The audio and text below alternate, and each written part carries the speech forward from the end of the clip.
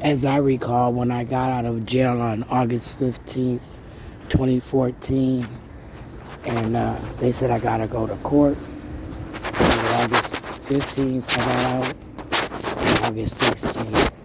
Well, if you check the dates, August 14th or 15th, I might have got out, had to go to court the next day, 2014, and I agreed to go to a shelter. And that's how I met the Salvation Army. I had told them that I had been, I believe, at that point, trying to find housing after being put out of Oliver. So we had went from January to August, which was 8 months. And during that 8 months, as I paid those application fees for me and Shayla, me and Michael and Shayla, and we were being denied a lease, me and Keenan and the kids were staying at hotels. And then I started staying at my mom's. As I was staying at my mom's and I'm staying in hotels and Keenan's going to Neil and Michael's going to Cooper, I said, they're dual evals, something with Michelle Bethke Kelleher retiring, with Michael Favors leaving, talking about Michael had to follow an IEP, which I didn't understand, where again he was denying my son access to something. I threatened to sue. And as I was threatening to sue again, and we're homeless, my situation got worse, right? It didn't get no better. It got hella worse. And it's at a boiling point for me, because no matter how many videos I make, no matter how many complaints I write, no matter how many people I tell, nobody seems to hear me. Nobody seems to, in my mind, help. And the thought that I've had a surgery where, again, I feel screws in my body and my back, and they don't want to deal with my abutments that were falling out, stabbing me, hurting me, causing direct pain, right? And I'm working. I'm having these abutments fall out, and as I'm pronunciating words, they're stabbing me, and no dentist, no periodontist, no implant denture specialist was helping me. And again, I'm supposed to suffer because I'm the worst Minnesotan known to man. And because I'm the worst Minnesotan known to man, no, in my mind, right Minnesotan, which is white right. Why is it white right? Because for me, they just made the world go round in the United States. And that's the luxuries of having the services and supports that I had in the state of Minnesota at one point. When again, all I did was go to the doctor, tell them some things, and things went appropriately.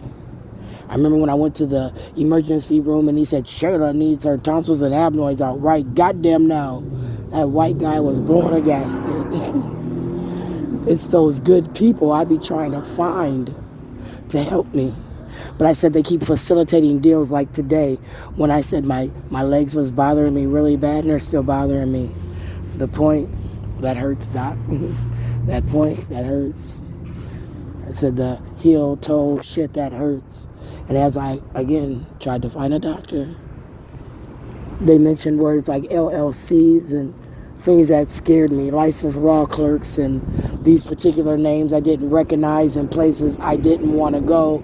And as again, I called supposedly UCare, my secondary to Medicare, where my services and supports are guided through the state of Minnesota, where you're supposed to be within the network, right? I call them people scared as fuck.